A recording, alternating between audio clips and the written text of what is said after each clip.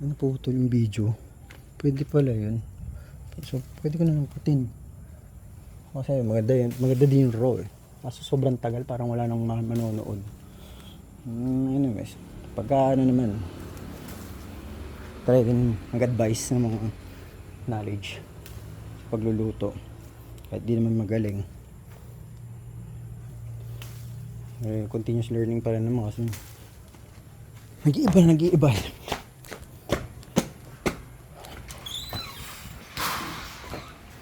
Alright.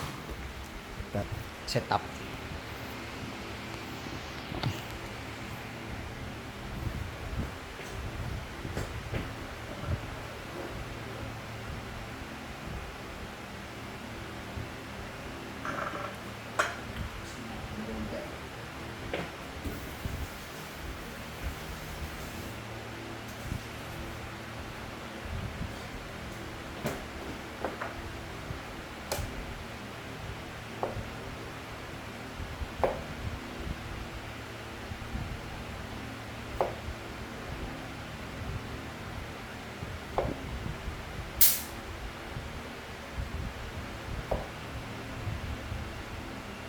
Kahinog na to. Sarap nito, calamansi juice. Binibilang. Normally, mga sa 1 kilo, 10 lagi kung isa. 10, hindi pa masyadong lasa ng asin mo. Pero yung yung purpose niya, hindi na. Spring mo. Sila.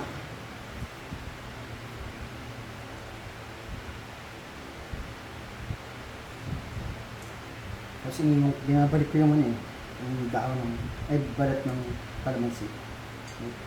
Wala lang. Okay siya tignan, tapos kaya may aftertaste yun pagka yung nagre-reheat ka na ng dinakdakan. Kasi katulad din yung gagawin ko dito, freezer ko lang.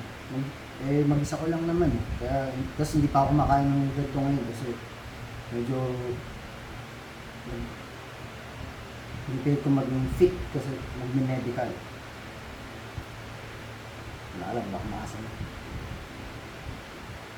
Pero pa sa bisita or pamimigay. So ayan, maasin-masin na yan. Dito mas maasin na yan.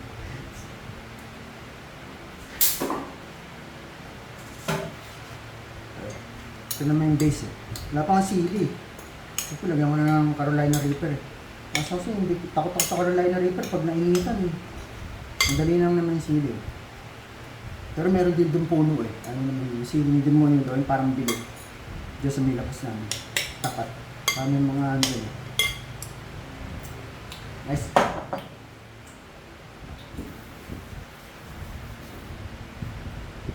Alright.